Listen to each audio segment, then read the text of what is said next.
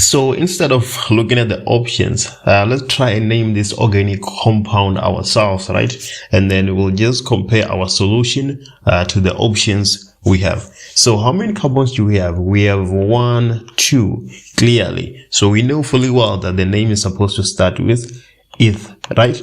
And then now we can then look at the functional group so that we can know how our name is supposed to end with. So we have a carbon that is bonded to an oxygen and another hydrogen, right?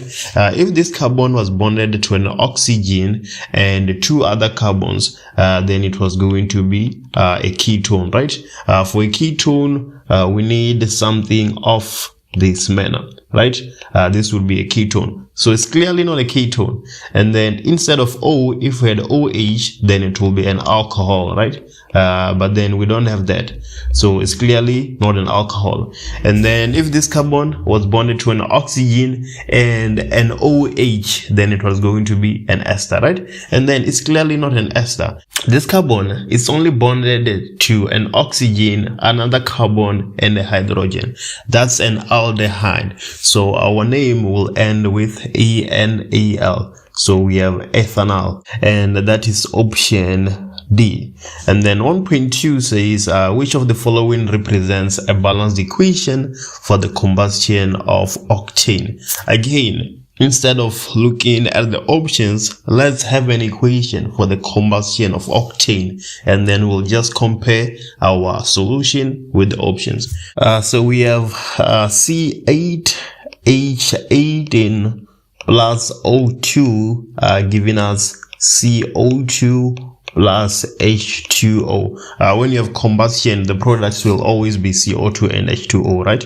So the problem here is to balance the equation, right? So let's go ahead and try do that. So clearly on the left side, we have 18 carbon atoms, right? And then on the right hand side, we only have 1. So how do we balance that? We put a coefficient of 8, and there we go. Now we can move to hydrogen. You always have to start with carbon, hydrogen, and then oxygen. If you do it in that way, it's way easier compared to if you just start with oxygen, I suppose.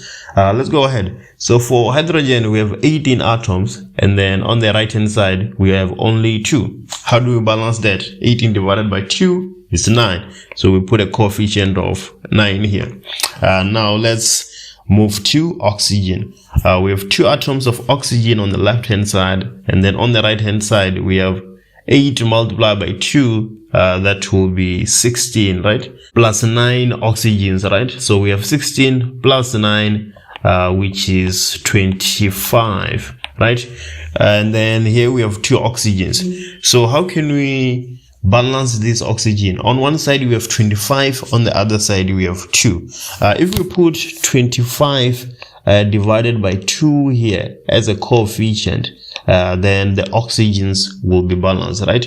But then you know fully well that on a chemical reaction, we're not supposed to have fractions. So if we multiply everything out by 2, then we're going to have our balanced equation. So if we do that, we're going to get 2 C8H18 plus 25 O2, giving us 8 multiplied by 2, that is 16, right? 16 CO2 plus 9 multiplied by 2, that is 18. So we have 18 H2O. So now we have the equation of our combustion reaction, and we can look for the corresponding option, right? So option number A, we have 2C8H18 plus 25, and then we have 16, we have 18. So it seems like option A is the right one, right? So 1.2, we go in with option A. Now let's do 1.3. 1.3 saying, which of the following compounds will decolorize bromine water the fastest under normal conditions? So bromine water is just a solution of bromine, right?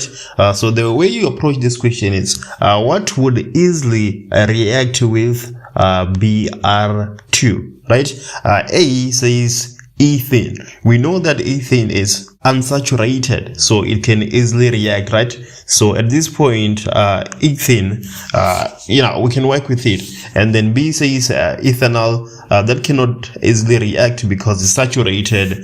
Same with ethanol and ethane, right? So for 1.3, a compound that will decolorize bromine water the fastest under normal conditions would be ethane. That is because it is unsaturated and it will readily react compared to the other compounds. Right, now let's do 1.4. 1.4 is saying 3 catalysts are used separately to increase the rate of a reaction, of a hypothetical reaction. In the diagram below, E1, E2, and E3 represent the effect of each catalyst on the activation energy. The activation energy being E0, right? I just circled it. And then which of the following is the activation energy for the reaction with the highest rate? So a reaction with the highest rate. So a reaction with the highest rate allows more number of molecules to have required energy, right, to be above the activation energy. So we're saying that the activation energy is here at E0 or EO, right? Before the addition of catalyst E3, only this number of particles had enough energy to react, right? But then after we add E3, more number of particles have enough energy to react. But then when we use catalyst E2, even more particles have enough EK to react, right? But you can see that when you use E1, even more particles can react, right? So the highest rate, we associating it with the activation energy E1. It lowers the activation energy way more than E2 and E3, because you can see that on the x-axis we have EK, right? At E1 we are here, and then E2 requires just a bit more energy, and then E3 requires even more energy. But then E1, it really lowers the energy more than all the others, right? Let's do 1.5. So 1.5 is saying 50 centimeter cube of 0.1 mole per decimeter cube solution of hydrochloric acid is poured to 5 grams of zinc, which is inside a glass beaker at room temperature. Which of the following factors will not increase the initial rate of the reaction? I've done a video on rate of reactions and factors that affect that. So if you want to watch that, you can go on a playlist titled rate of reactions and watch that video. But then let's answer our question here. So the keyword, which is in bold, right? Which factor will not increase the initial rate of the reaction? If you grind the zinc into powder, that will obviously increase the rate of the reaction because you're increasing the surface area. And then using 30 centimeter cube of 0.2 mole per decimeter cube of hydrochloric acid. So let's see how that affects the rate of the reaction. Initially for hydrochloric acid, we had 50 centimeter cube and 0.1 mole per decimeter cube concentration. So let's find the number of moles there. So the number of moles is equals to the concentration multiplied by the volume. So that will be 50 divided by 1000 multiplied by 0.1. And that is 5 times 10 to the minus 3 moles, right? Let's see how that compares with 30 centimeter cube multiplied by 0.2. That is the number of moles will now be 6 times 10 to the minus 3. So clearly, if you choose to use that volume and concentration, you will increase the number of moles, right? And increasing the number of moles increases the rate of the reaction. So B is not what you're looking for.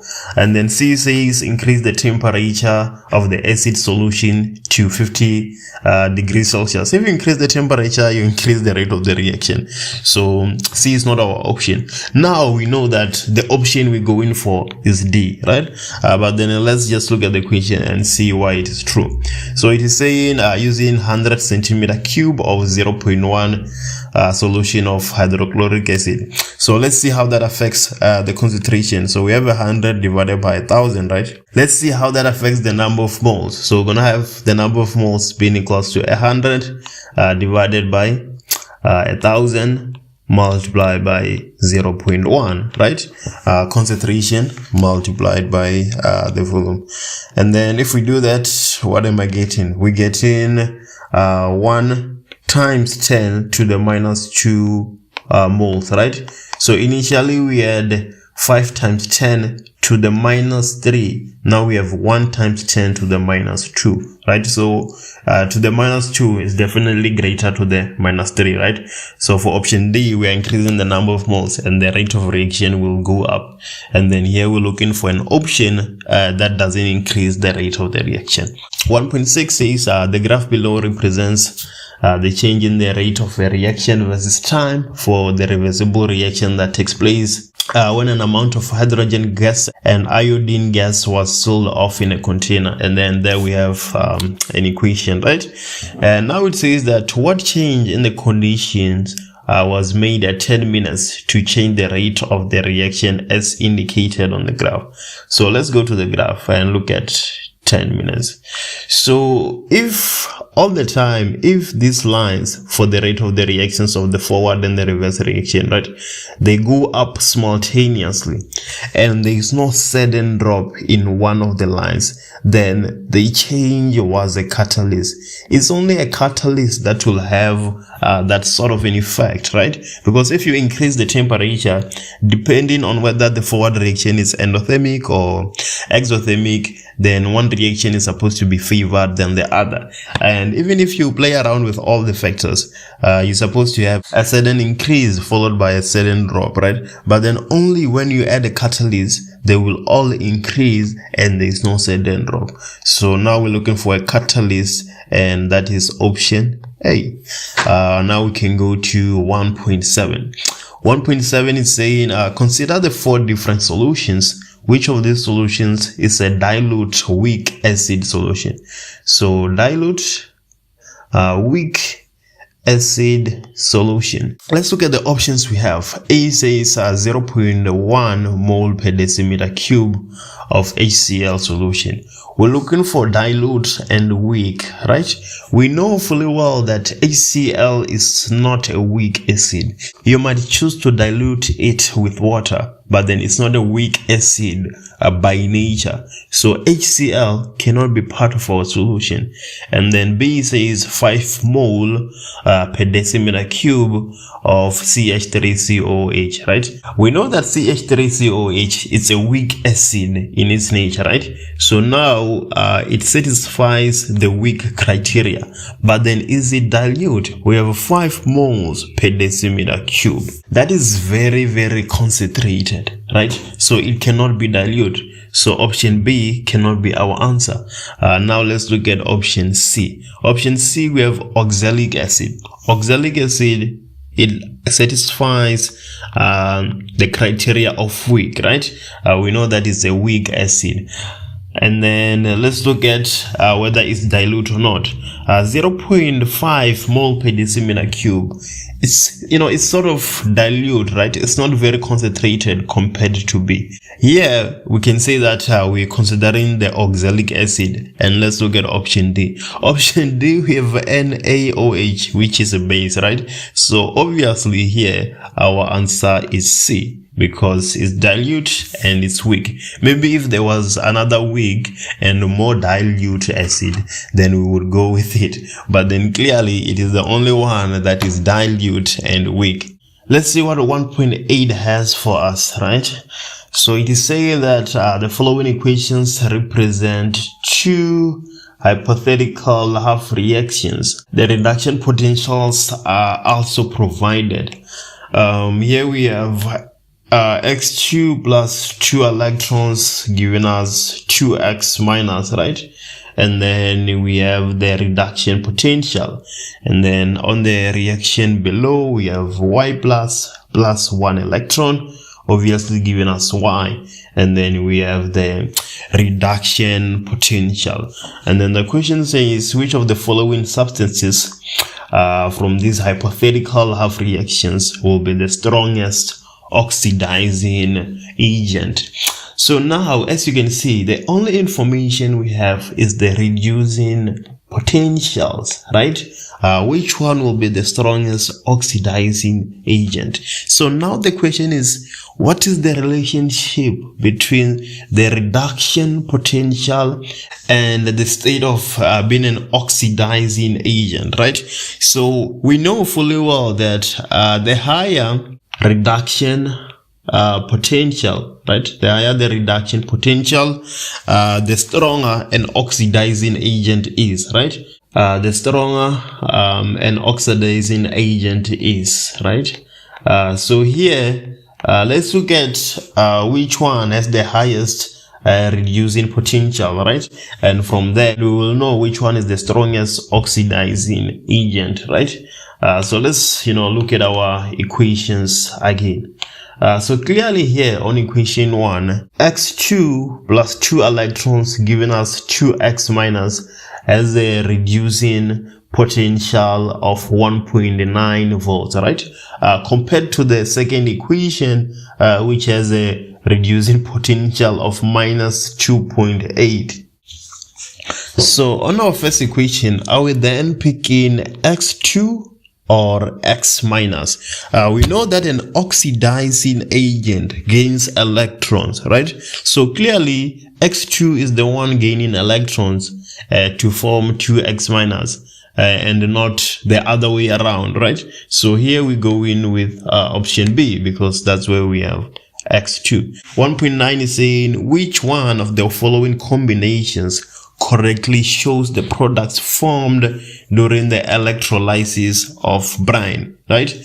If you don't know what brine is, then how can you possibly answer this question? That's what you're here for. So brine is NaCl solution, right? It's an NaCl solution. So the equation of this reaction is a 2NaCl plus 2H2O, giving us Cl2 plus H2 plus NaOH, right? So what is going to happen is that at the anode, we are going to have 2Cl minus, giving us Cl2 plus 2 electrons. And then on the cathode, we're going to have 2H plus 2 electrons, giving us H2, right? This is what's happening in the grand scheme of things, right? Just to make a summary of the reaction. So clearly, now we're looking for an option that says at the anode, we get chlorine, and then on the cathode, we get hydrogen, right? So yeah, option A says that on the anode we get in chlorine, and then on the cathode we get in hydrogen, right? So the answer here is option A based on these brine equations that we have. This is the overall reaction. This is what takes place at the anode, and then this is what takes place at the cathode. Now let's do 1.10. 1.10 says, study the diagram below illustrating the industrial production of product C. What is product C? Stories. And then which process is used to produce product C? Okay, so let's look at the first step before we get ahead of ourselves. So we have NH3 plus O2, and then somehow we're going to have H2O plus something here, right? This is actually Ostwald process, right? What we have here is NO, right? So what we have here is NO, and then the equation is unbalanced. You have to do that work. And then from having NO, then you get NO plus O2, and then we're going to get NO2. So here at B, we have NO2, right? And then at C, we have NO2 plus H2O, and we're supposed to get HNO3. Like I've said, it's Ostwald process, right? That is option number D. Which letter represents an alkene, right? So what we want to do here is to have a functional group of an alkene, right? So we know that in an alkene, we have a double bond, right? And then the name ends as E. So when we go to our table here, whatever that has a double bond or the name ends with ENE, we know fully well that that's an alkene, right? Clearly on A here, we have a double bond. So as soon as we see that there's a double bond, we know that it's an alkene, right? So right now we can just write A. And then B, we don't have any double bond between carbon atoms. And then on C, we have a double bond here. So C is part of our solution. So for 2.1.1, we have A and C. And then for D, there's no double bond, and then it doesn't end with E and E. And then for E, no double bond. And then for F, there's a triple bond, right? And that's not what we're looking for. So the answer for 2.1.1, we just have A and C. Now let's go to 2.1.2, which letter represents a ketone. Again, we're going to look at the functional group of a ketone. For a ketone, we need something like this, right? We need a carbon that is bonded to an oxygen and then bonded to two other carbons, right? So if we see something like that, or a name that ends with ONE, then we know that we have a ketone, right? So for A, we already know that A is an alkene, so there's no way it can be part of our solution. But then if you look at B, we have a carbon here bonded to an oxygen and two other carbons. So clearly B is our ketone, right? So for 2.1.2, we have B. C is also an alkene, so it cannot be part of our solution. D doesn't have what we're requiring. E and F also doesn't have what we're requiring. So now we can go to 2.1.3. 2.1.3 says, let's look for a compound with a general formula CnH2n minus 2. Right? If you're not already familiar with this is an alkyne, right? The name ends with YNE. Another way of identifying it, we have triple bonds, right? So a carbon is bonded to another carbon, and there's triple bonds in between the two. So again, we go to our table and we look for that. A cannot be part of our solution. B cannot be a part of the solution. C also cannot be part of our solution, right? And then D, we don't have a triple bond or YNE, right? So that cannot be part of our solution. For E, no triple bond. And then F, that's where we have our triple bond, right? You can see it here. So for 2.1.3, we can put F as our answer. Right? The way of approaching this problem, you have to know exactly what you're looking for, right? It becomes extremely easy when you do that. And then 2.1.4 says, let's look for a structural isomer of octanoic acid, right? Octanoic acid. So for an acid, if we're looking for a structural isomer, we're looking for another acid or we're looking for an ester, right? Because acids and esters are functional isomers. So if the structural isomer is an acid, then we should find something of this manner, right? Or something that ends with the name acid, right? And then if it's an ester, then we're looking for something like this, right? Or a name that ends with ATE, right? A cannot be part of our solution, B cannot be part of our solution, C cannot be part of our solution. But obviously, if you look at D, this name here ends with ATE, right? And then not only does it end with ATE, it also has 8 carbons, right? Like the octanoic acid, which is of our interest, right? So the answer of 2.1.4, we are going with D. And then now we can do 2.2. 2.2 starts by saying that let's write down the IUPAC name of compound A. So what you want to do first, step number 1, is that to identify the longest carbon chain, right? So we have 1, 2, 3, 4, 5, 6. Even if you take any other way, you'll end up with 6, right? So now we know that as part of our name, we should have hex. Now we are going to look for the side which leads us to the functional group first.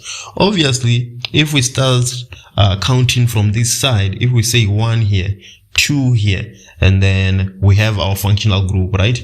So it will say hex 2 in, right? But then if you start on the other side, you'll say 1, 2, 3, 4, and then it will be on carbon number 4, right? So we prioritize the side that leads us to the functional group first. So we have hex 2 in, right? Now we can look for the branches. So let's name our carbons first. So that is carbon number 1, carbon number 2, carbon number 3, carbon number 4, carbon number 5, and carbon number 6, right? On carbon number 4, we have a branch. We have 1 carbon, right? And then on carbon number 5, we also have a branch. So now we can say 4, 5 dash. We don't say methyl, right? Because we have 2. Instead of saying methyl, we say dimethyl. 4, 5 dash methyl, right? And between words, there's no need to put a dash. Now we can go and do 2.2. 2.2.2. We need the IUPAC name of compound E. So let's go look at compound E. Let's look for the longest carbon chain. So if we say this is 1, 2, 3, 4, 5, 6, 7, and then if we take this way and we keep going forward, we get 6, right? So we can conclude that the longest carbon chain has 7 carbons. So what is 7? We know fully well that 7 is hept, right? So we have hept. And then let's look for the functional group. It's an alkane, right? Every carbon is essentially the functional group. So we don't put anything there for an alkane. We can just say heptane. You only put something when you have an alkene or you have an alkyne. And then all the other complicated organic compounds with other functional groups. Now you will realize that we have an ambiguity here. We have a halogen on the second carbon, right? When you start counting from the left, and then we have a branch on the third carbon when you start counting from the right? So which one do we prioritize between the carbon and the halogen? Between the carbon and the halogen, we prioritize neither. So whatever that comes first, it's what we take, right? If a certain path gives us methyl first, then we're going to take methyl. But then if we start counting from the left, then we get to bromo first. So we're going to take bromo, right? But then you can get a situation where on the left path, you get to bromo, and then on the right path, you get methyl. What do you do when you have a situation like that? Then you have to check the alphabet, right? You have bromo and methyl. So you would take bromo because alphabetically wise, bromo comes first. But then now, because bromo is on the second carbon from the left, and then the methyl is on the third carbon from the right, you just take bromo automatically.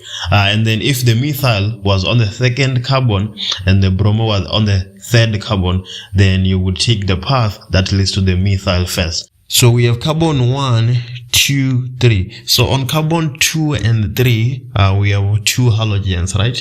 So we're going to have 2,3 dash dibromo, right? Because we have 2. And then we can then look for the branch, right? Carbon number 4, carbon number 5, and then on carbon number 5, we have methyl, right? So we're going to have dash 5 dash methyl. And then there goes our IUPAC name. And then last but not least, we have 2.23, which says let's write the IUPAC name of compound F. in compound F, we have an alkyne, right? Because we have an alkyne, we have a functional group. So naming will be much easier because we always prioritize the functional group. So we're going to start naming from this carbon here. So we're going to have 1, 2, right? And then 3, 4, 5. Even if you go up, you still have 5 carbons, right? So now it's easy to see that we'll have pent, right? And then now let's look for the position of the functional group on the second carbon. So we're going to have pent 2YNE. Now we can look at the branches and so on. We have a branch on the fourth carbon. So we're going to have 4-methyl. Now let's do 2.3. So 2.3 says that compound D is prepared by reacting two organic compounds in the presence of an acid as a catalyst. And then 2.3.1, let's write down the structural formula of compound D. So let's go and look at compound D. So compound D is pentyl propanoid, right? We know that if it ends with propanoid, it's an ester, right? One thing about an ester, the first part of the name is the alcohol and the last part of the name is the acid. So let's write the structural formula. We know fully well that pent is 5, right? So we're going to have 1, 2, 3, 4, 5. We're saying that the first part is the alcohol, right? So here we were supposed to have OH, but then when it forms an ester, it loses this hydrogen here. And everywhere else where I'm putting a dash, you fill that with hydrogens, right? And then the last part, propanoid, that is the acid.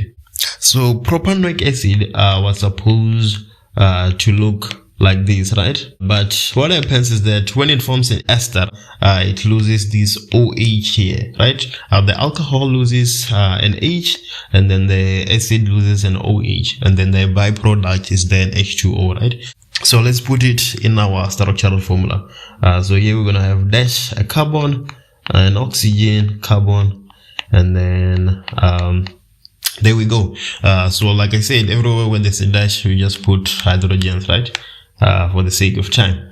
Now let's do 2.3.2. 2.3.2 says the IUPAC name of the organic acid used to prepare compound D. Yeah, we went through it, right? I say that the last part comes from the acid and the first part comes from the alcohol. It is saying prop, so we know that the acid that was used there should be propanoic acid, right? So 2.3.2, the answer is propanoic acid. And then if the question was saying let's name the alcohol, then it was going to be pentanol. 2.3.3 says let's name or give the formula of the catalyst that is used, right?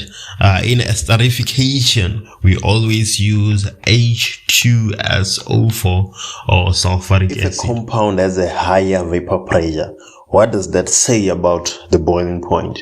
What does that say about the melting point? Before we do that, let's do 3.1, which says let's define the term melting point. So melting point is the temperature at which the solid and liquid phase are at equilibrium. The temperature at which the solid and the liquid phase are at equilibrium. And then now 3.2 says which one of C or D has the higher vapor pressure? Give a reason for your answer. So here we are given compounds and their melting point. So for you to be able to answer this question, you need to know the relationship between vapor pressure and melting point. So what is the relationship between the two? We know fully well that the higher the vapor pressure, the lower the boiling point. The same is true for melting point.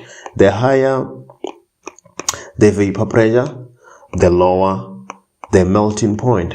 So between C or D, the one with the lower melting point has the higher pressure based on this relationship we're proposing. So which one between C or D has a lower melting point? it's clear to see that C has a lower melting point, right, at minus 16 degrees Celsius versus D, which has a melting point of 16.7. So our answer for 3.2, we would say C. And then why are we saying C? We are saying C because it has a lower melting point. We know fully well that the higher the vapor pressure, the lower the melting point. 3.3.1 says let's define the term structural isomer.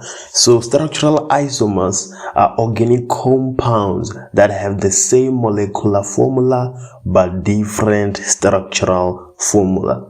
The same molecular formula but different structural formula. Right? And then 3.3.2 says explain why B has a higher melting point than A, referred to structure, intermolecular forces, and energy in your explanation. So A and B are structural isomers. They have the same molecular formula but different structural formula. So let's look at A. A is clearly branched, right? It says 2-methylhexane. So on the second carbon, we're supposed to have a branch. And then B just says heptane. So B is a straight alkane. That is the only difference between the two. And we're going to use that to explain our answer. So we are already told that B has a higher melting point. If B has a higher melting point, we will know consequently that it has a lower vapor pressure, right? Because the higher the vapor pressure, the lower the melting point. So here we have higher melting point, so we need lower vapor pressure. But why does it have lower vapor pressure but A doesn't have? So the difference between A and B is that B is less branched, right? As we are proposing, B is a straight alkane while A is a branched alkane. But then if it's less branched, then what will that mean? That will mean that we have stronger intermolecular forces. So we have strong IMF. Right? And then stronger intermolecular forces will mean that we need more energy to break bonds in compound B, right? So more energy are required to overcome IMF. Just to recap, we are comparing A and B. B has a higher melting point, so we know that it has lower vapor pressure. If it has lower vapor pressure, it has stronger IMF, and if it has stronger IMF, then it requires more energy to overcome the intermolecular forces, right? But then what's the difference between A and B? The only difference between A and B is that B is less branched. So this tells us that if you have two structural isomers, the one that is less branched will always have a higher melting point versus the one that is more branched. Now let's do 3.4. 3.4 says let's explain the difference in the boiling points of C and D, referring to the intermolecular forces and the energy in our explanations, right? Let's go back to the basics real quick here. So we know that compound C, right, is an alcohol, and then compound D is an acid, right? So because compound C and compound D are with an alcohol and an acid, we know fully well that they both possess hydrogen bonding, right? We know that they both have hydrogen bonding, right? So we can say that they both have hydrogen bonding. But then if they both have hydrogen bonding, then why do they have different melting points and consequently different boiling points? That is because compound D, right, which is our acid, has two sides of hydrogen bonding versus compound C that has only one side of hydrogen bonding. Now the question you're asking yourself might be, wait a minute, what are we talking about? Why are you saying compound D has two sides of hydrogen bonding? That is because acids can go under a process called dimerization. right? And then alcohols cannot. So we say that compound D has two sides of hydrogen bonding, right? If it has two sides of hydrogen bonding, then what does it mean? It means our compound D has stronger intermolecular forces, right? And then what do we know about compounds that have stronger intermolecular forces? They require more energy. To overcome the intermolecular forces.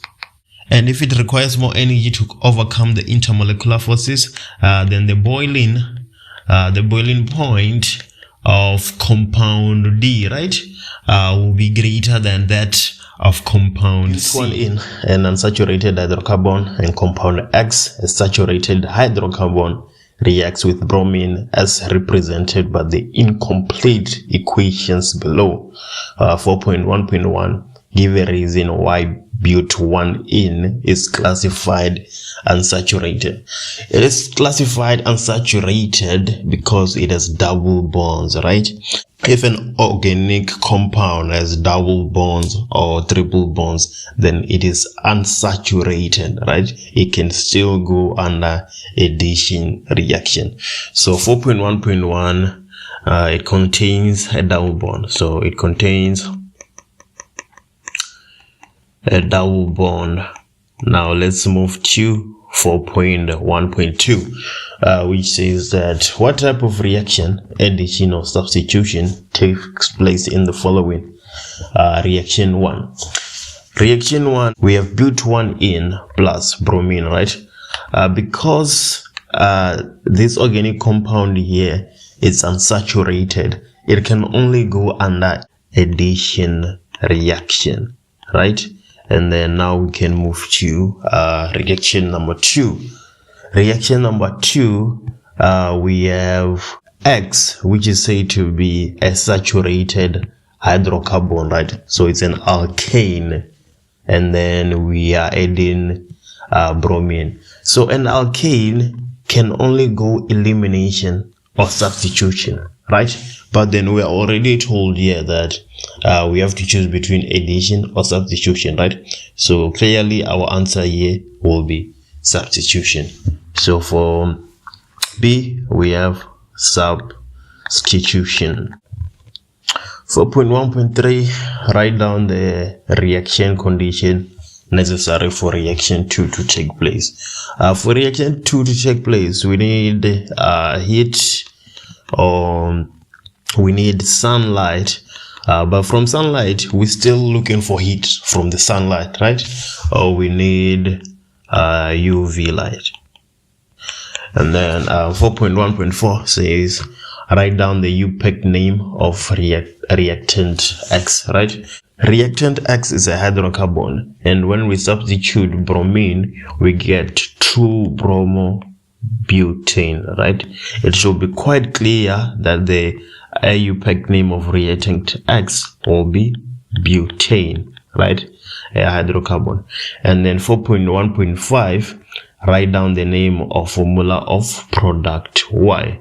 Okay, so again, when we have a chemical equation, whatever that is on the left must be present in the right, right? It needs to be balanced. So we have butane, right? And then we add in bromine, and then we get 2-bromobutane. So in place of a hydrogen in butane, right, a hydrogen is replaced with bromine, right? And in place of bromine here, we're replacing it with a hydrogen. So Y will be hydrogen and bromine, right? So what is the it is the name of the formula of product Y. So let's not complicate our lives and try coming up with the name. Let's just say HBr, hydrogen bromide. 4.2 says 2-chlorobutane can either undergo elimination or substitution in the presence of a strong base such as sodium hydroxide. 4.2.1 which reaction will preferably take place when 2-chlorobutane is heated in the presence of concentrated sodium hydroxide in ethanol? Write down only substitution or elimination. So if you pay attention, you will realize that concentrated is in bold, right? So that will give us an idea of the knowledge we're supposed to apply. So what is the knowledge that we're supposed to apply? If the base is dilute, we go under substitution. If the base is concentrated, we go under elimination. So since here we are told that the base is concentrated, we are going to go under elimination. If it was dilute, we're going to go under substitution. And then 4.2.2 says write down the IUPAC name of the major compound formed in 4.2.1. So we had 2-chlorobutane, right? And it is going under elimination. So when it goes under elimination, we are going to lose the chloro, right? And we're going to be left with but2-ene. So 4.2.2, we have but2-ene. And then 4.2.3 says use the structural formulae to write down a balanced equation for the reaction that takes place when 2-chlorobutane reacts with a dilute sodium hydroxide solution. Now we're using a dilute base, right? And I've said that if we use a dilute base, we go under substitution, and if you use a concentrated base, we go under elimination. So let's write a structural formula for the substitution reaction that would take place. I will start by writing the structural formula of 2-chlorobutane, right? So we have 4 carbons, 1, 2, 3, and 4. And then on the second carbon, we have chloro. So let's have our Cl there. And everywhere else, we just have hydrogens, right? So let me just fill them in real quick, and then we move to the next step. So we're saying that we're using dilute sodium hydroxide solution, right? So let's have plus NaOH, right? And this is going to give us, now the substitution happens, right? How does it happen? This OH here is going to replace the halogen Cl, right? So if that happens, we're going to get 4 carbons again, and then in place of the Cl we have OH, right? Instead of a haloalkane, we now have an alcohol, right? And then we have a hydrogen, and then there goes another hydrogen. And then plus, we know that in a chemical reaction, whatever you have on the left, you should have on the right, right? So we're going to have NaCl. A group of grade 12 learners uses the reaction between calcium carbonate and hydrochloric acid to investigate one of the factors that influence reaction rate. They use the apparatus shown below. The reaction that takes place is represented by the following chemical reaction, and there it is given to us. 5.1 says identify the gas X, right? Yes, X here. So it's going to be pretty much simple to identify the gas X. That is because we know that on a chemical equation, whatever is on the left must be present in the right. So here, everything that is here, we're supposed to find it on the right. If we don't find it on the right given to us, then we know that it is part of X, right? So let's go ahead and do our analysis. So we have 1 calcium here, we also have 1 calcium here. We have 1 carbon, and then on the right hand side we don't have any carbon. So we know that carbon should be part of our X. And then we have 3 oxygens here, and then on the right hand side we only have 1. So we know that for that to balance, we need to have 2 oxygen being part of X, right? And then here we have 2 hydrogens. We have 2 hydrogens here as part of H2O, and then we have 2Cl, and then we have Cl2 here.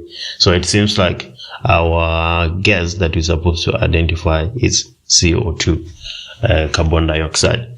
Now let's move ahead and go to 5.2. 5.2 says 2 experiments are conducted by using the apparatus shown above. The conditions for each experiment are given in the table below. And then 5.2.1 says define in words the term reaction rate in terms of this investigation. And now we need to analyze the conditions that are given to us, right? So we have experiment 1 and 2, and then we have the same mass of calcium carbonate, right? So calcium carbonate seems to be our control variable, right? And then the state of division is also the same, so it's now we show that is the control variable, but then the concentration of HCl is different in experiment 1 and 2. So HCl is our independent variable, so our dependent variable will be our reaction rate. And then 5.2.1 says we should define reaction rate in terms of this investigation. So we're basically investigating the influence of concentration on reaction rate, right? So here in this reaction, HCl is part of the reactants. So we are going to be measuring how fast or how quick HCl is decreasing per unit time, right? So if we would define reaction rate in terms of this investigation, we would say that is the decrease in concentration of HCl per unit time, right? Because we know that the reaction rate is the change in concentration of products or reactants per unit time. But then here on this investigation is the decrease in concentration of HCl per unit time. So you write that in full, but I'm just gonna demonstrate that is the decrease in the concentration of HCl per unit time, but you're supposed to write it in full. And then 5.2.2 says from the table above, write down the independent variable for this investigation. We've talked about that. The independent variable is the concentration of HCl. We know from math that the X is the independent variable and the Y is the dependent variable. The X in this instance is the concentration of HCl. That's what we are changing. And then the reaction rate is the dependent. It's what we are measuring, is our result, right? And then 5.2.3 says give a reason why the learners must use equal masses at the same state of division of calcium carbonate. So we need one variable to be changing. If we're changing too many things, then it cannot be clear how what we are changing is influencing the reaction rate. For instance, if you use lumps on one experiment and on the other one you use powder, and then the reaction rate changes, how do you know that it is because of the concentration or the lumps or both or neither, right? It just becomes too complicated. So we need only one variable to be changing, right? In that way, the investigation is fair, right? It becomes a fair test or a fair comparison. So 5.2.3.1, we need the masses and the state of division of CaCO3 to stay the same, so that the experiment can be fair. Let's move to 5.3. 5.3 is saying the learners observe that the reaction rate is higher in experiment 2 than in experiment 1. So let's go back to our table again. Experiment 2, we have 0.4 mole per decimeter cube as the concentration of HCl, right, compared to 0.2 in experiment 1. We use the collision theory to explain this observation. So we've increased the concentration, right, and it turns out that the reaction rate increases. Obviously, that is because by collision theory, when you increase the concentration, you will have more particles, right? When you have more particles will have more kinetic energy that is equals to or greater than the activation energy. As a consequence, we have more effective collisions per unit time and the reaction rate increases. So let me just put that in words. And there it is. Let's move forward to 5.3.2. So we essentially saying that higher HCl concentration mean more particles per unit volume, right? And then if we have more particles per unit volume, then more particles will have EK being greater or equals to EA, right? EK being the kinetic energy and then EA being the activation energy. So we'll have more effective collisions per unit time. If we have more effective collisions per unit time, then rate of reaction increases, right? 5.3.2 says refer to experiment 2 and calculate the volume of HCl in centimeter cube that reacts with CaCO3. So let's go back to our equation and let me just copy it. So we have CaCO3 plus HCl. I think we have 2 here, giving us CaCl2 plus X plus H2O. So we need the volume of HCl, and then we have the mass of CaCO3, right? So we have mass of CaCO3. From that mass, we can find the number of moles of CaCO3, right? And with that number of moles, we have the concentration. We can use that number of moles to find the number of moles of HCl through the balancing coefficients. And with those number of moles and the concentration of HCl we are already given, we can find the volume, right? So let's go ahead and do that. So we know that the number of moles is the mass divided by the molar mass. The mass of CaCO3, it is said to be 4 grams, right? And then the molar mass of calcium carbonate is 100, right? And then 4 divided by 100 will be 0.04 moles. So now we can use the balancing coefficients to find the number of moles of HCl. So what we can do, we can say that the number of moles of CaCO3 divided by the number of moles of HCl is equals to 1 divided by 2. So the number of moles of calcium carbonate, 0.04, divided by the number of moles of HCl will be equals to 1 divided by 2. So we basically cross multiply in here, right? So the number of moles of HCl will be equals to 0.08 moles, right? So now from this number of moles, we can find the volume of HCl, right? So let's come to the volume of HCl. So we know that the concentration is equals to the number of moles divided by the volume. We know the concentration is given to us in experiment 2 is 0.4, and then number of moles is 0.08, right? And then we have our volume. So we basically cross multiply in here and divide in both sides by 0.4. So we're gonna have the volume being 0.08 divided by 0.4. So what is 0.08 divided by 0.4? That is 0.2 decimeter cube. But then we don't need our value in decimeter cube. It is said to be, we are asked to give it in centimeter cube, right? So from decimeter cube to centimeter cube, you multiply by 1,000. 0.2 multiplied by 1,000 is 200 centimeter cube, right? And then 5.4 says schedule potential energy versus reaction coordinate graph for this reaction.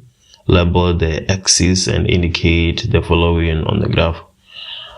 We don't have the values of the activation energy, heat of reaction, and activated complex, and so on. So here they're asking us to just have a basic graph, right, of how a potential energy graph would look like for this reaction.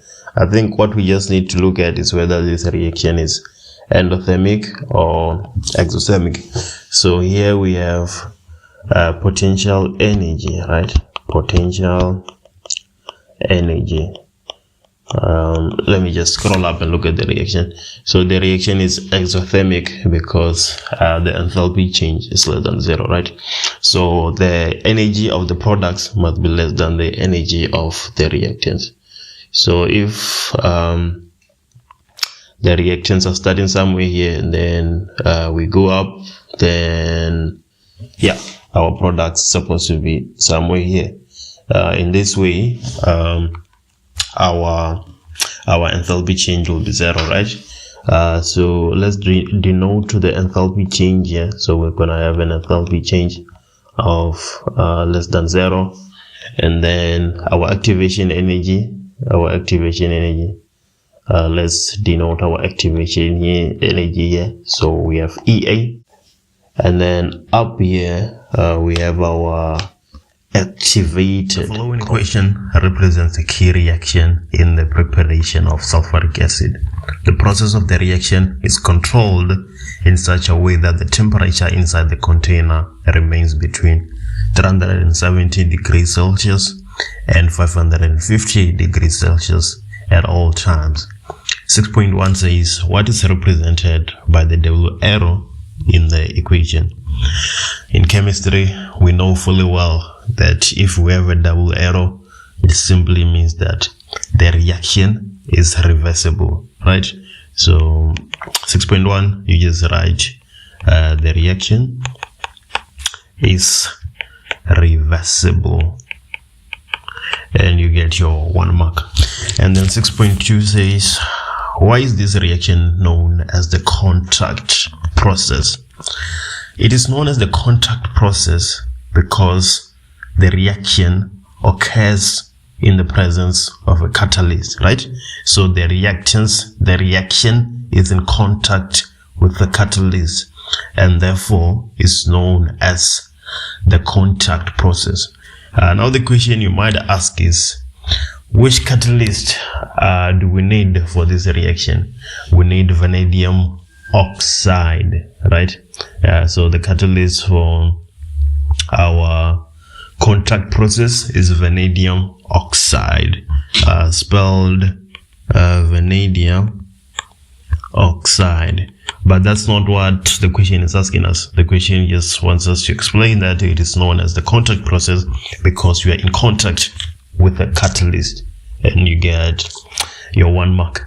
And then 6.3 says explain what the temperature is preferably not, and then 6.3.1 lower than 370 degrees. So they're telling us that for this reaction we need the temperature to be at least greater than 370 degrees. We need the reaction to be greater than 370 degrees because if the temperature is too low, right? If the temperature is too low, then the yield from the reaction will not be enough, right? Because you know that to increase the reaction rate, we need to increase the temperature, right? So that our yield can go up, right? So the temperature, if it's too low, the yield won't be enough. 6.3.2 says explain why the temperature is preferably not higher than 550 degrees Celsius. Let's look at our equation. Delta H is less than 0, right? So if you increase the temperature too much, then the reverse reaction will be favored. So you'll be basically converting your products back into reactants, and that's not what we want to achieve, right? So you must keep the temperature high enough, but you must not make it too high, because now the reverse reaction will be favored and we will get the reactants again. So here we're saying that a high temperature favors an endothermic reaction, right? A high temperature, temp favors an endothermic reaction, right? Endothermic reaction. And then clearly the reverse reaction is endothermic, right? So our reverse reaction is endothermic. So if we increase the temperature, less products will be formed, right? So we're gonna have less products being formed. And then let's move to 6.4. 6.4 is saying, for the process above, the following information is obtained from the analysis of the equilibrium mixture at 400 degrees Celsius.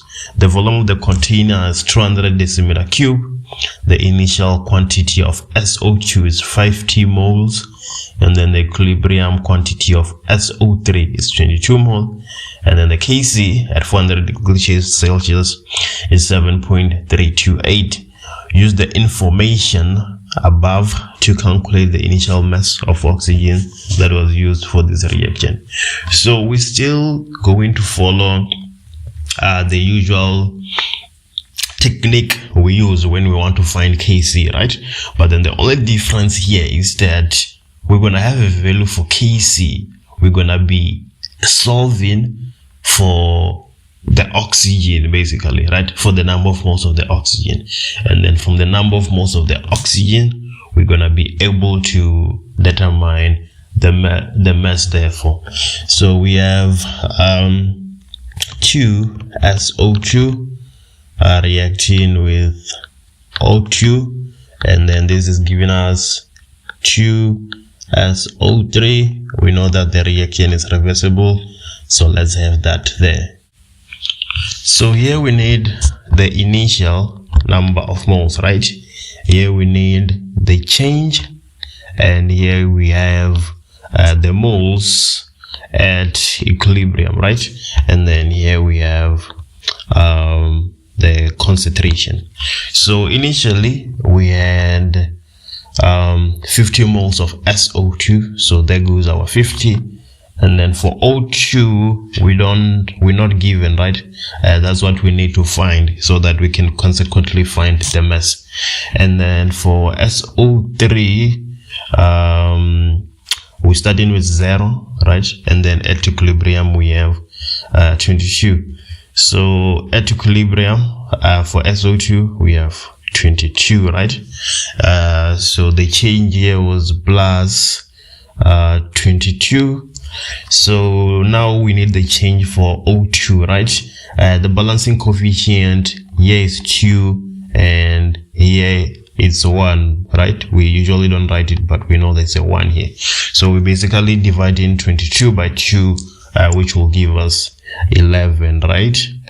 So if we were given 11 here and we're finding the number of moles of SO3, then we're gonna multiply by 2. For SO2, the balancing coefficients are the same, so we're gonna have 22 here, but we're converting the reactants to products, right? So here we're gonna have minus 11, here we're gonna have minus 22.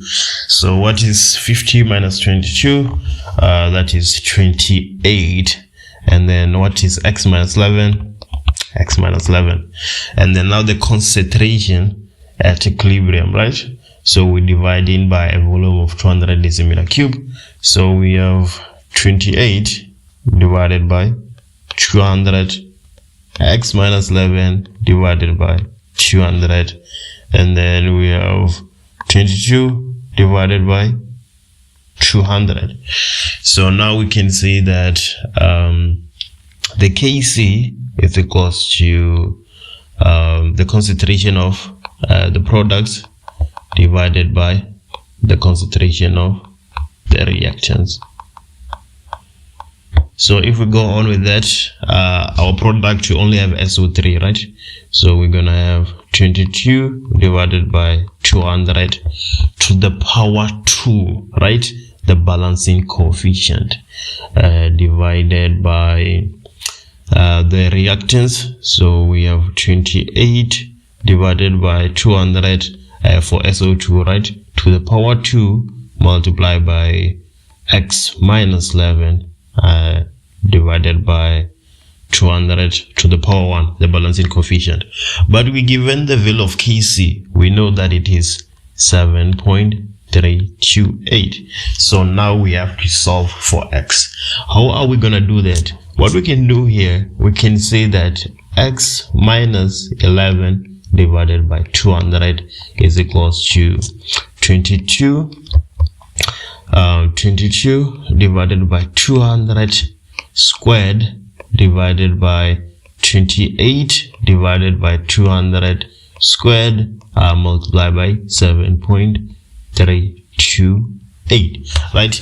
This step here might be confusing to some, but it's mathematically true, right? You can check it out and see if it works. So every time when you're solving a question like this in KC, you can just take a term in the denominator and swap it with the term on the other side of the equation, right? It's true. And then from here, so let's multiply both sides by 200 so that we can get rid of this 200 here, right? So if we do that, we're gonna have x minus 11 is equals to 22 divided by 200 again squared divided by 28 divided by 200 squared multiplied by 7.328, and then we multiply in everything by 200, right? So now you can see that you just add 11 to both sides and you determine x. So if you add 11 to both sides, so let's take this entire expression, right? And then we say plus 11. So now we can erase this minus 11 here. We get x being equals to 27.849, right? So now we can use those number of moles to calculate the mass of O2 initially, right? So we know that the mass is equals to the number of moles multiplied by the molar mass. So that will be 27.849 multiplied by 16 multiplied by 2. Yes, so that will give you 891.167 grams. This is a bit lengthy. You can rewind the video so that you can get more clarity. So 6.5, last but not least, says the temperature for the process above is increased to 500 degrees Celsius. Consider the graph, and then there we have a graph. Which reaction, forward or reverse, is represented by the dotted lines? First of all, let's focus on the reverse reaction. We know that the reverse reaction is endothermic. So when we increase the temperature, the reverse reaction should be favored the most, right? More especially above 500 degrees Celsius. When we're close to reaching that 550 degrees Celsius, we're not supposed to reach for this reaction because the products will be too little, right? So when we increase the temperature, the reverse reaction will be favored, but the forward reaction will also be favored, but the reverse reaction will be favored more because it is endothermic. So hence the dotted line and the other line, they all go up, right? But then you can see clearly that this solid line goes up way above the dotted lines, right? So it is more favored.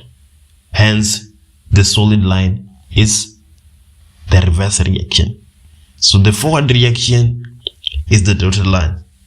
So the question is asking us to determine which line is the dotted line. The dotted line is the forward, right? Because we know that the reverse will be favored more than the forward if the reverse reaction is the following apparatus is used for the titration of a dilute alkali with a dilute acid, and we're given a balanced equation, And 7.1.1 says, what type of a reaction takes place when an acid is added to an alkali? An alkali is basically a base, right? So we have an acid and base reaction. So 7.1.1, acid and base reaction. Another name for an acid and a base reaction is neutralization, right? So you can write acid and base, or you can write neutralization.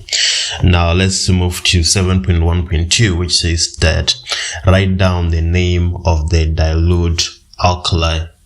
So the acid is H2SO4, right? Which is basically sulfuric acid. Ba is barium, right? And then OH, you usually pronounce it as hydroxide, right? If you remember, if we have NaOH, this would be sodium hydroxide, right? So this will consequently be barium hydroxide. So here 7.1.2, we have barium hydroxide. 7.1.3 says, name the pieces of apparatus labeled X. So here's X here. You should be familiar with X at this point of time, right? X is a burette. It's essentially a glass tube, right? With readings on it, and it has a turning plug here, right? To control the amount you're putting in on your beaker or whatsoever you're using. So 7.1.3, we have a burette. And then 7.1.4 says methyl orange is used as an indicator. What will you observe in Y when the acid is added before the endpoint is reached? So before we add any acid, right, you are going to basically have a base, right?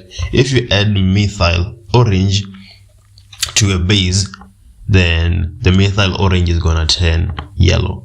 So what we are going to observe between before the endpoint is reached is that the methyl orange turns yellow, and then as we add more acid, it will gradually turn to orange as we reach a pH of around 7. And then if you keep on adding more acid and now the solution actually becomes acidic, then the methyl orange will turn red. So for 7.1.4,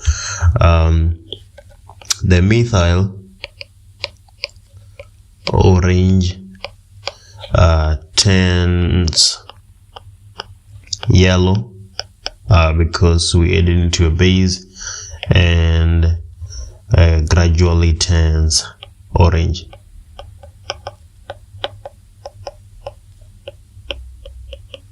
And if you keep adding more acid and your solution becomes acidic, it will consequently turn red.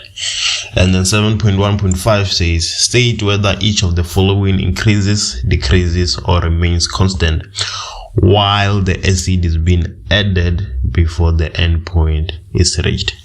So back to the basics. What's an acid? An acid is a proton donor. So when we increase the acid, we increase in H plus, right?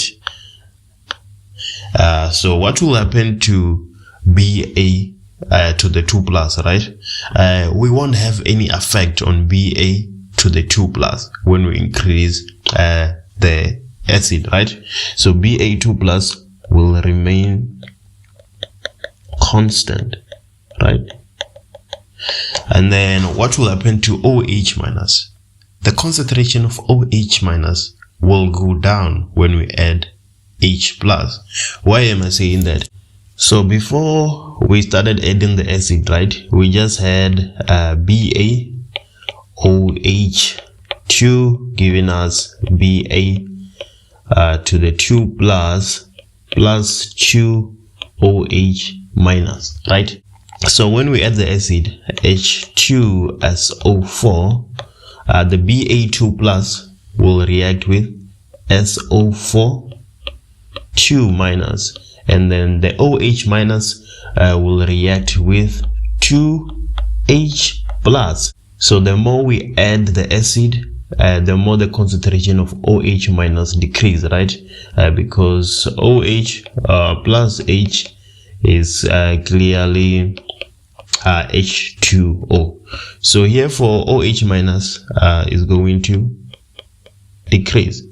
So for pH, we know that the pH is equals to minus log of H plus. The more you increase the concentration of H plus, the lower the pH will be, right? So as we increase H plus, the pH will consequently decrease. And then now we can do 7.1.6. 7.1.6 says that during the reaction, 50 centimeter cube of the dilute alkali reacts completely with 30 centimeter cube of the dilute acid. So the dilute alkali is reacting completely. That tells us that the dilute alkali is our limiting reactant, right? And then the question goes on to say, calculate the mass of barium sulfate that will form during the reaction if the concentration of the dilute alkali is 0.1 mole per decimeter cube. So we have the dilute alkali BaOH2, right? And then we given the concentration, it is said to be 0.1 mole per decimeter cube, and then we are given the volume, which is said to be 50 centimeter cube. So if we find the number of moles of BaOH, then we're gonna be able to use those number of moles to find the number of moles of barium sulfate, right? And from the number of moles of barium sulfate, we'll consequently be able to find its mass, because that's what the question is asking us to do, right? So here we're gonna have the concentration is equal to the number of moles divided by the volume. If you make the number of moles a subject of the formula, you get concentration multiplied by volume. So what's the concentration? The concentration is 0.1, and what is the volume? The volume is 50 centimeter cube, right? But we'll deal with decimeter cube. So here we're going to have 50 divided by 1,000. So 50 divided by 1,000. So we basically have 5 divided by 1,000, which will be close to 0.005 moles, right? So if we go back to our equation again, the balancing coefficients, we have 1, 1, 1, right? So the number of moles are basically equal for all those three that I just indicated there. So the number of moles of BaOH2 will be equal to the number of moles of BaSO4. So that will be 0.005 mole, right? Now we can calculate the mass of barium sulfate. We have the number of moles, and the molar mass, we can get it from our periodic table. So now we know fully well that the number of moles is equal to the mass divided by the molar mass. If you make the mass of the subject to the formula, you get number of mole multiplied by the molar mass. So what is the number of mole? What we just calculated, right? So we have 0.005 multiplied by the molar mass of barium sulfate. If you add the molar mass of barium and SO4, that will give you 233. So 233 multiplied by 0.005, that is 1.165 grams. So the mass of the barium sulfate that will be formed will be 1.165 grams. I hope that is clear. Let's just recap for the last time. We're given the concentration and the volume of dilute alkali or barium hydroxide, right, which was used, and then we figured out that it's our limiting reactant, right, because we are told that it reacts completely.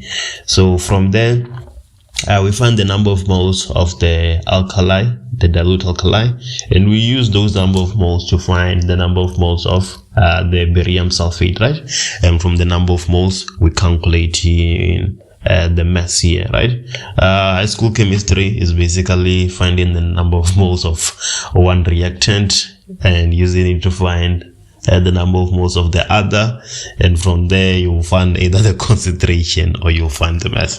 And then 7.2 says 2 test tubes contain solutions of NH4 NH4 plus, I think, and CH3COONA. Their pH values are less than 7 and greater than 7 respectively.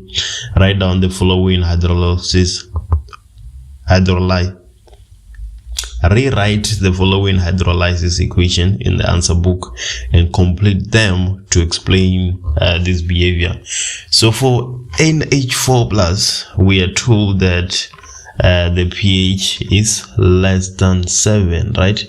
So if it is less than 7, it is acidic. And if it's acidic, then it's a proton donor, right? So that NH4 plus is supposed to lose a proton. It's supposed to lose one hydrogen, right?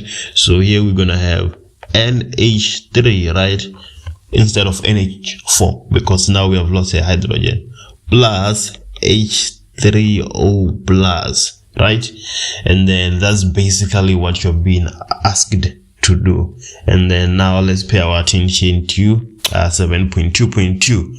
It is said to have a pH of greater than 7.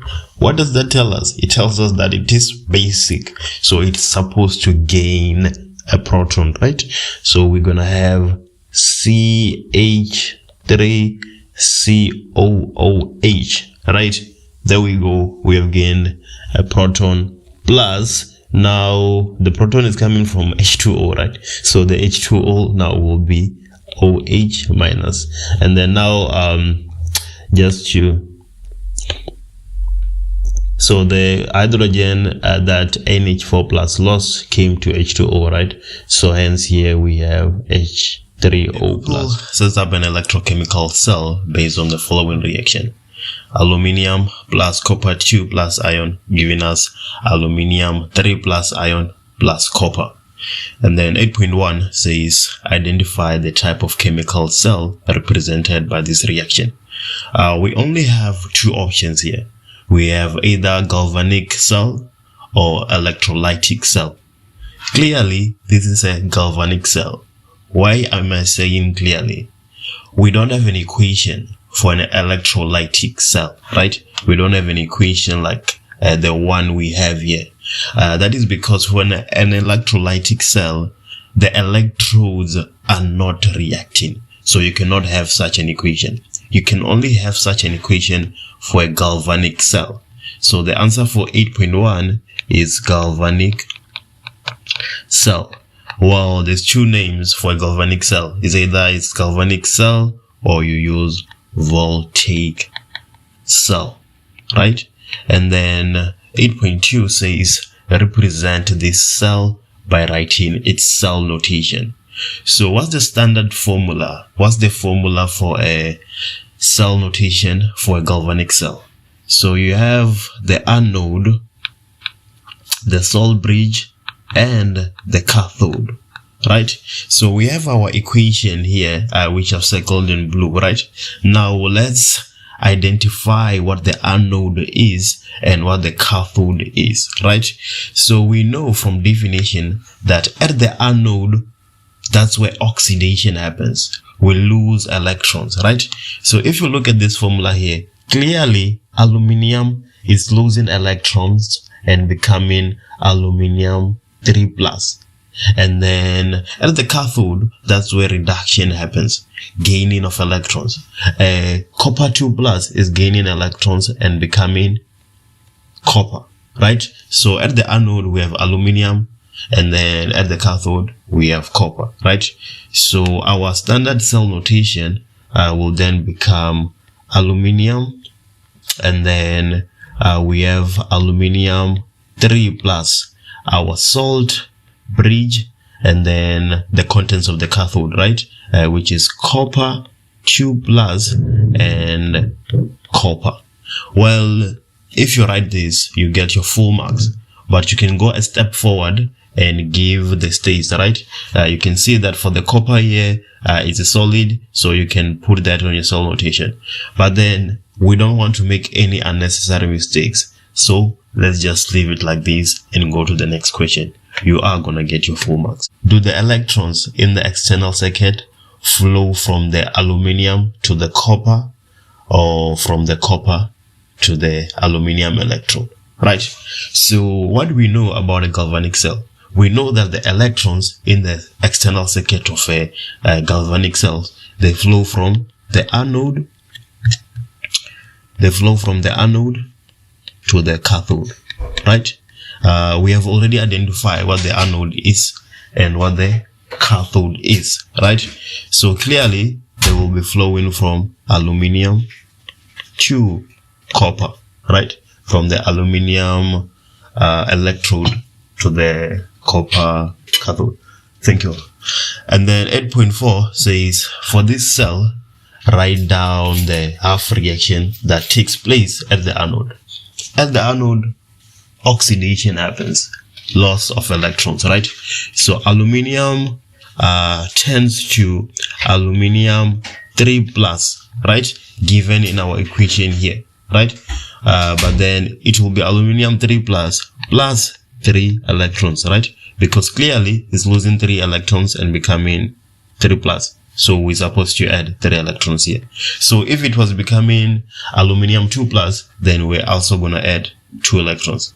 That's how you sort of do it. And then this makes total sense, right? We add the anode, oxidation happens, and we are losing our electrons, right? But then in the exam guideline, they don't give you full marks if you write it like this. You actually get 1 out of the 2 marks. The way they want you to write it, they want you to say that aluminium 3 plus 3 electrons is giving us aluminium, right? But then with the arrow pointing backwards. I don't know why this is, because this first option here makes total sense. The second option makes sense too, because it's basically the same thing. Let's move to 8.5. 8.5 says, calculate the initial EMF of the cell under standard connections. We know that the formula here that we have is that the initial EMF of the cell is equals to the electropotential at the cathode minus the potential at the anode. So for a galvanic cell, you're supposed to get an EMF of positive, right? Because this reaction is spontaneous. You don't need any external charge to initiate it. So the mistake that people usually make is that they switch the 2 numbers they're supposed to use and get a negative value. So I'm telling you that if you get a negative value, just know that you did something wrong. There's no way you're supposed to get a negative value for the EMF of a galvanic cell under standard conditions, right? So now at this point, you go to the back of your question paper, right? You're gonna get a table with the potentials for different elements, right? So at the cathode, we already said that we have the copper, right? So we have to go to a periodic table and see which value the copper has, right? The copper has a value of 0.34. Another mistake people do, we have copper, right? Copper giving us copper 2 plus 2 electrons. On the data sheet, there's another copper that gives you copper plus 1 electron, and then it has a different value, and then most of the time people will pick the wrong copper, right? So you have to pay attention. Are you picking the right value? You have to make sure that you are picking the right value for copper 2 plus. If you're given copper plus, then you have to pick the corresponding value of copper plus. The value of copper plus, I think, is 0.16, and then for copper 2 plus is 0.34. So you have to make sure that you're picking the right value. And then minus the potential at the anode. At the anode, we have aluminium, giving us aluminium 3 plus 3 electrons, right? And then it has a negative value. It has minus 1.66. Go at the back of your question paper and you're gonna see these values I'm talking about. They are there on your question paper. So now we basically have 0.34 plus 1.66, right? Which will give you 2 volts. So the initial EMF of this cell under standard conditions is 2 volts, right? If we were given an electrolytic cell, then we will be expecting an initial EMF that is negative, right? Let's move to 8.6. 5 grams of AlCl3 is dissolved in the aluminium half cell of the standard cell. What will be the effect on the cell potential? Choose from increase, decrease, or remain the same, right? So we know that under standard conditions, this is the formula we use. This formula we use for 8.5, right? But then right now, we no longer have those standard conditions. So we cannot just say remain the same because this is the formula we use and any of those factors and none of those factors affect this formula. We cannot say that because now we don't have the standard conditions. One of the standard conditions is that the temperature is at 25 degrees Celsius and that the concentration is 1 mole decimeter cube. But then when we add AlCl3, we are increasing the concentration of something, right? Now let's break down what concentration we are increasing. Let's go back to our formula we have. So AlCl3, when it breaks down, will give you Al3 plus 3Cl minus. So clearly, when we add 5 grams of AlCl3, we are increasing the concentration of Al3 plus. But then what effect will that have on our EMF, right? So that's where the new knowledge comes in. The new knowledge is that on this equation that we have, if the forward reaction is favored, the EMF is going to increase. But then if the reverse reaction is favored, the EMF is going to decrease. Clearly, we have increased the concentration of Al3 plus. So the reverse reaction will be favored. Le Chatelier's principle. So when the reverse reaction is favored, the EMF is supposed to decrease, right? So here for 8.6.1, we have decrease. And then 8.6.26, explain your answer to question 8.6.1. Al3 plus, right? The concentration will increase, right? And then when it increases, Le Chatelier's principle, the reverse reaction will be favored. So reverse reaction is favored. Now what will happen when the reverse reaction is favored? The EMF will decrease. So here we have EMF will decrease. Now we can move to 8.7. 8.7 says what energy conversion takes place when the cell is in operation. For a galvanic cell, we convert in chemical energy to electrical energy. And then for an electrolytic cell, we convert in electrical energy to chemical energy. Copper is obtained by electrolysis using a thin, pure copper cathode and an acidified solution of copper sulfate, clearly demonstrated on our schematic. And then 9.1 says, at which electrode will pure copper be deposited? Write only A or B. So back to the basics again. In electrolysis, we have 2 electrodes connected to a power source, right? Clearly, this will be the positive terminal and this will be the negative terminal. Now the question you have to ask yourself is that which electrode is connected to the positive terminal and which electrode is connected to the negative terminal. In an electrolytic cell, the anode will be connected to the positive terminal. So here we know that electrode B is our anode, and then consequently electrode A is our cathode. But that's not what the question is asking us. At which electrode will pure copper be deposited? Write only A or B. Where the pure copper is deposited, it's where reduction happens, the gaining of electrons that takes place at the cathode, right? So from that information here, our answer would be A, right? That's where the pure copper will be deposited, because A is our cathode, and that's where reduction takes place.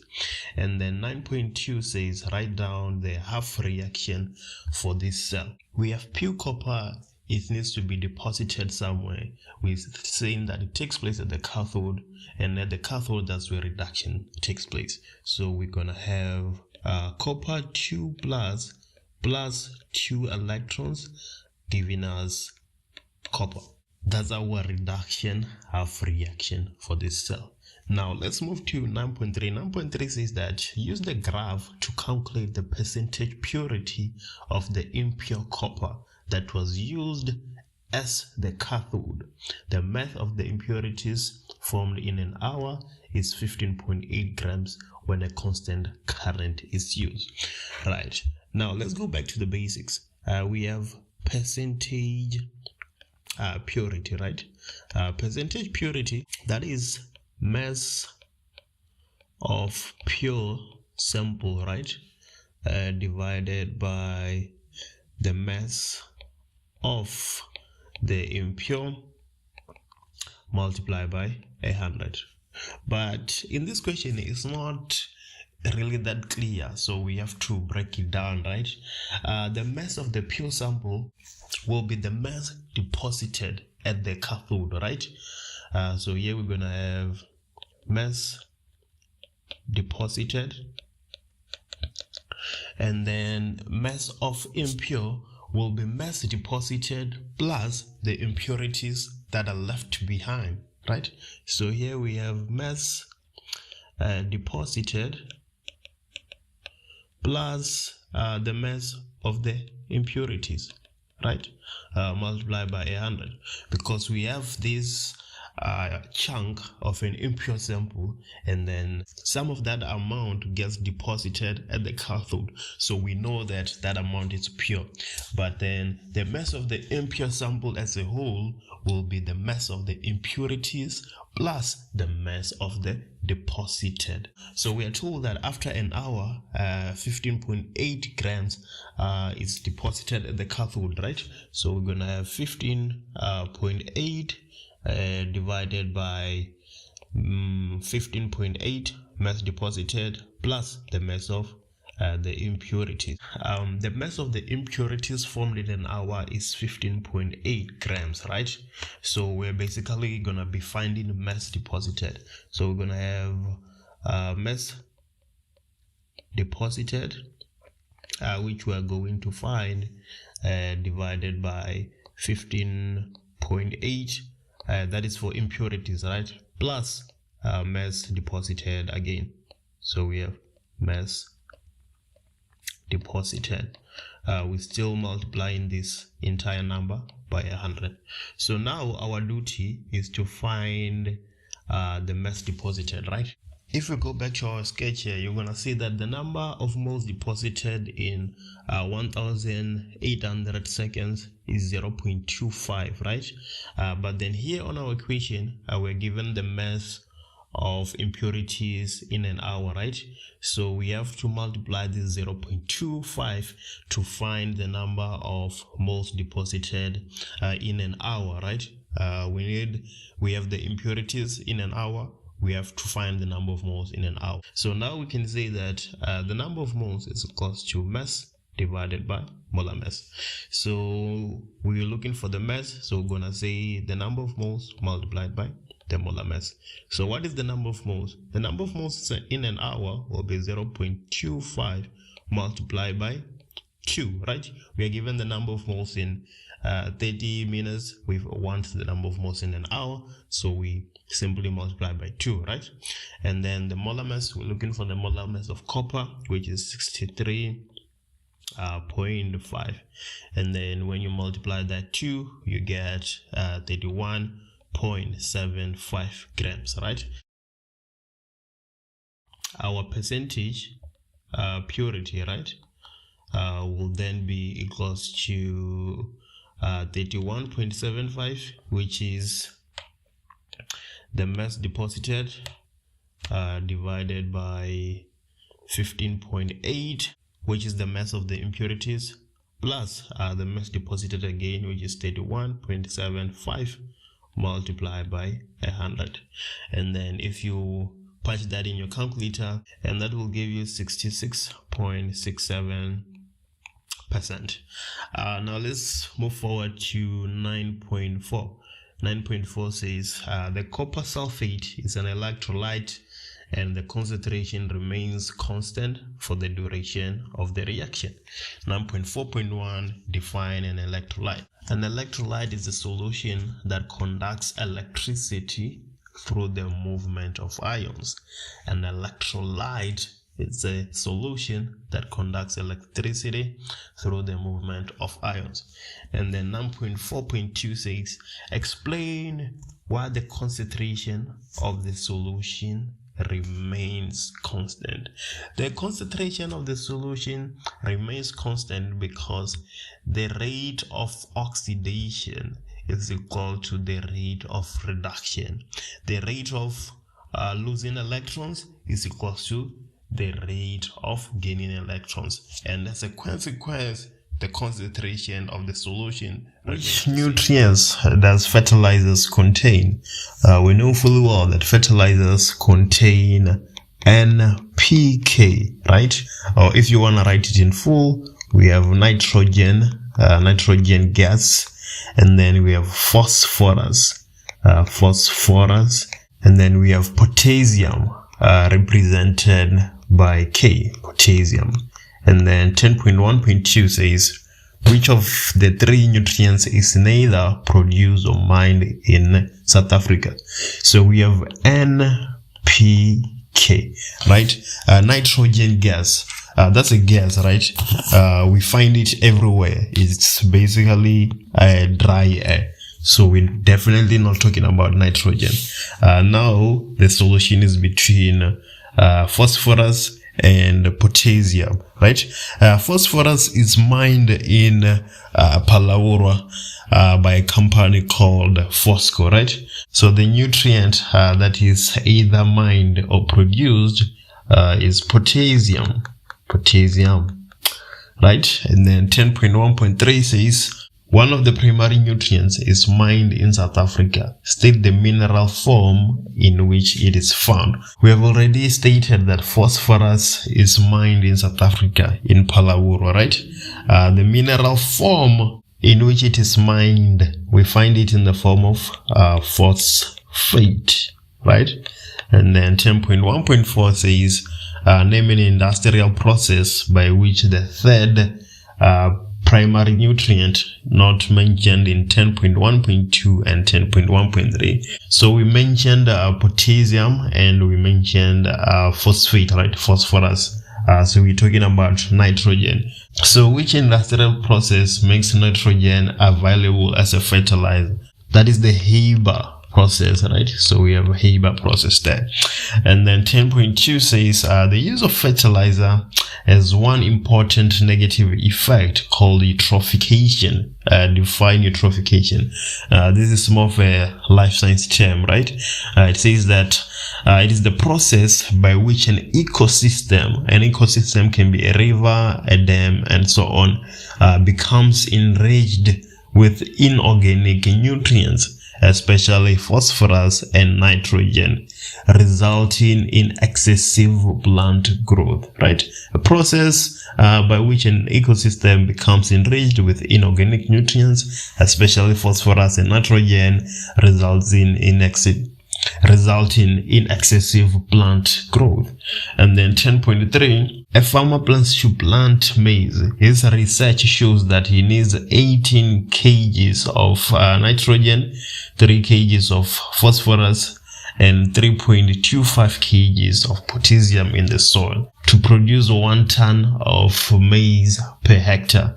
A fertilizer company advises him to use 100 kgs of fertilizer A that has an NPK ratio of 4:1:1, or 2 packs of 50 kg of fertilizer B that has an NPK ratio of 7:2:2.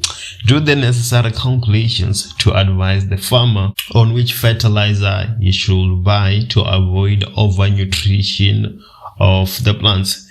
Okay, so to avoid overnutrition of the plant, so we want the fertilizer that is closest to the research the farmer is proposing, right? So the farmer says that let's say we have NPK, and the farmer says he needs 18 kgs of nitrogen, and then he needs 3 kgs of phosphorus and 3.25 kgs of potassium. So let's go ahead and calculate the kgs from fertilizer A and fertilizer B for nitrogen, potassium, and phosphorus, and see what we get, right? So when we talk about the NPK ratio, so let me put fertilizer A here. So we have an NPK ratio 4:1 is to 1, and then in bracket we have 36, right? So 4:1 is the ratio of the nutrient, and then the number in the bracket is the actual percentage of fertilizers in the entire bag. So if we want to find the kgs of nitrogen, right, because we know that it says NPK, then we're going to have 4 divided by 6, the total numbers we have as ratios, right? So we have 4 divided by 6 multiplied by 36, and that will give us the mass of nitrogen in that fertilizer. So 4 divided by 6 multiplied by 36 is 24. And now we can go to phosphorus. So the amount of phosphorus in kg will be 1 divided by 6 multiplied by 36. 1 divided by 6 multiplied by 36, that is 6 kgs, right? Now we can go to potassium. We just did phosphorus, right? So we're going to have 1 divided by 6 multiplied by 36, because the ratio of potassium is also 6, right? So that will also be 6 kgs. So now let's compare these kgs with what the farmer is looking for, right? The farmer is looking for 18. Fertilizer A has 24 for nitrogen, right? It's looking for 3 kgs of phosphorus. This fertilizer A has 6 kgs, and then for potassium it's looking for 3.25. Fertilizer A has 6 kgs. So it's really above what the farmer is looking for. But then let's look at option B and see if it's any better, right?